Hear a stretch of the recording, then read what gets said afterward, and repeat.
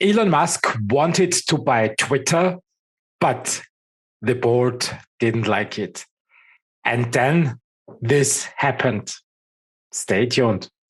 Investing is so much fun, especially when people like Elon Musk are involved. You want to know what happened? Let me walk you through the entire story from the beginning until the end. Elon Musk is most likely, according to Forbes, not only most likely, he is the richest man on earth and has amassed a net worth of $260 billion at the time of recording that video. Not only has he built Tesla against all odds to become the world market leader in electronic vehicles, but he also wants to conquer Earth's orbit, the moon, space, and the entire universe and beyond. SpaceX, PayPal, the Boring Company, everything Elon Musk touches turns to gold. He is the King Midas of 2022. I ask myself the question quite frequently, is Elon Musk now the real-life stock market alchemist? Turning ordinary things into valuable items is the old dream of alchemy, creating an abundance of wealth without much effort. It is what Elon Musk is doing with companies, at least for shareholders. He turns ordinary pitch decks into valuable companies that make money for all of their owners. Since some of his companies are public, everyone can catch some gold in the process in the form of a market capitalization increase. Everybody who was in for the ride at Tesla, for example, got incredibly rich. People who entered the ride 10 years ago got a 150x return. $10,000 are now worth $1.5 million. Isn't that amazing? But the thing is, people like Elon, serial entrepreneurs, don't ever stop. A couple of days ago, April 4, the international press reported that Elon Musk bought 9.2% of Twitter, making him the largest shareholder. So everybody asked themselves, what is Elon Musk up to? Since he openly criticized Twitter for not adhering to free speech, rumor had it that he could want to take over Twitter. How did the board of directors react right after they got noticed that Elon owns 9.2% of Twitter? It wasn't surprising that Twitter's board of directors offered, or as they call it, invited Elon Musk to become a board member. Having Elon's entrepreneurial spirit at the steering wheel of Twitter definitely would benefit Twitter's shareholders. He got the right mindset that already made PayPal, Tesla, and SpaceX possible and extremely successful. But Elon had other plans and turned down the board seat.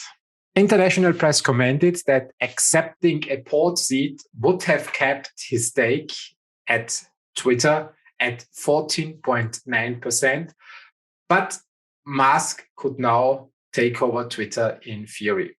This week, April 13, a SEC filing revealed that Elon Musk wants to take over Twitter. In Exhibit B, he writes to Brett Taylor, chairman of the glorious Twitter board. I invested in Twitter as I believe in its potential to be the platform for free speech around the globe. And I believe free speech is a societal imperative for a functioning democracy. However, since making my investment, I now realize the company will neither thrive nor serve the societal imperative in its current form. Twitter needs to be transformed as a private company. As a result, I am offering to buy 100% of Twitter for $54.20 per share in cash, a 54% premium over the day before I began investing in Twitter, and a 38% premium over the day before my investment was publicly announced. My offer is my best and final offer, and if it is not accepted, I would need to reconsider my position as a shareholder. Twitter has extraordinary potential and I will unlock it.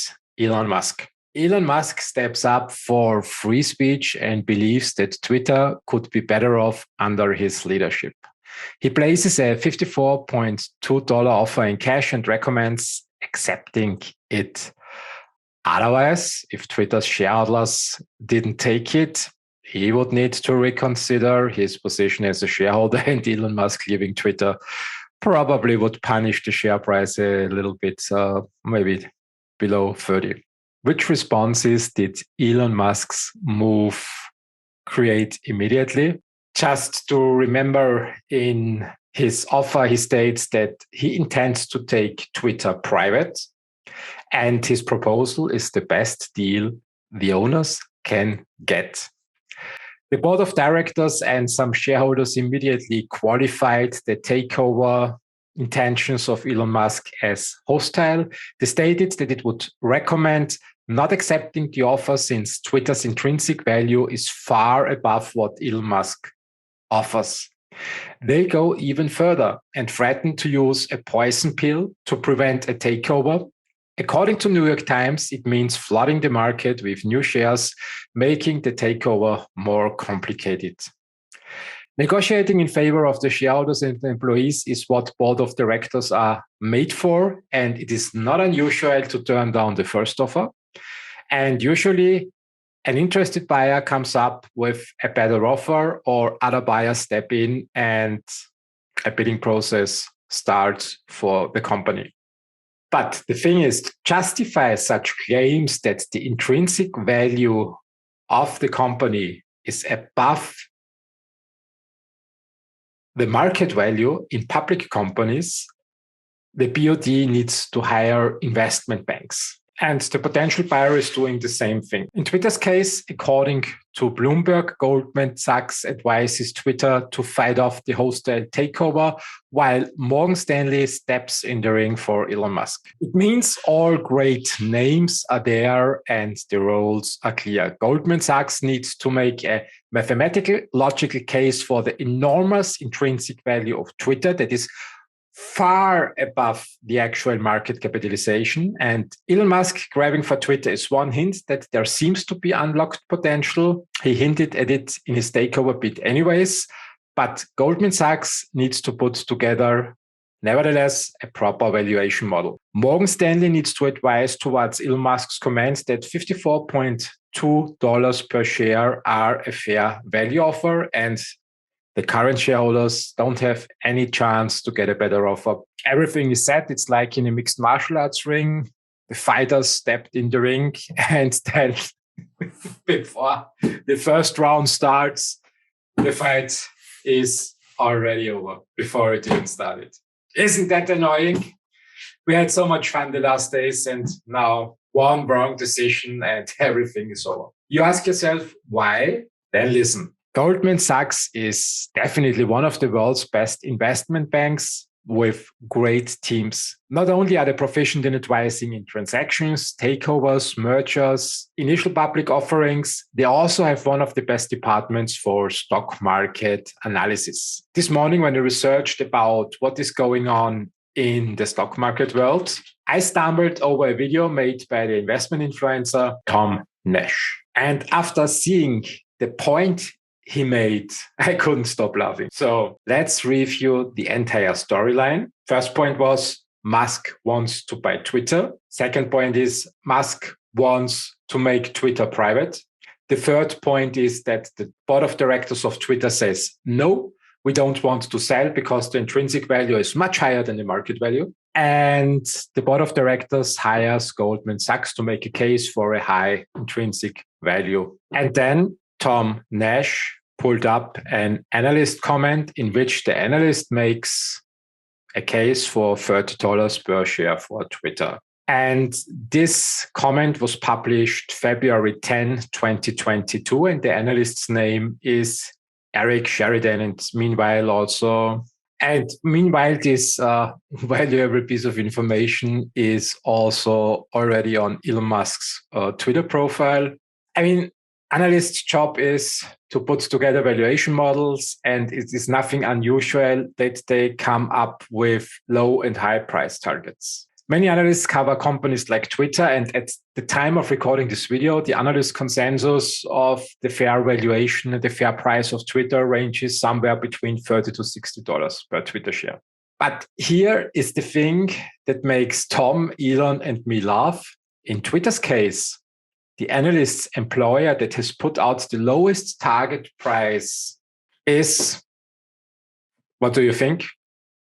Yes, actually, it is Goldman Sachs. Twitter Inc. Q4 21 review: investments continue to fuel multi-year transition.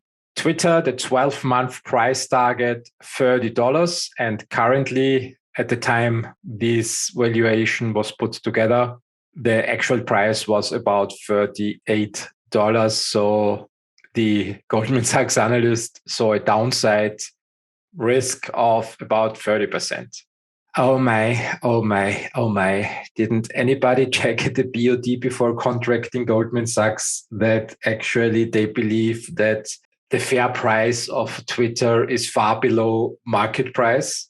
Should the problem not be apparent to extremely high paid board of directors?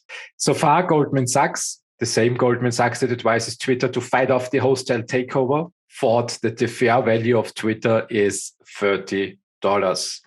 Usually, analysts in the world's best investment banks don't just throw dice. No, they additionally calculate complex and correct valuation models that consider all eventualities. And so far, Elon Musk would top Goldman Sachs price targets by about 80%. So now that we have that in mind, let's remember the role of Goldman Sachs on Twitter. They must justify a share price far above $54.2. How can Goldman Sachs do that? Well, I believe they will have difficulty justifying any valuation that is different from their previous estimation. But who knows what happens next? I believe that the Elon Musk Twitter face-off will be a great distraction in the second quarter from other issues going on in the world right now. Have a great day.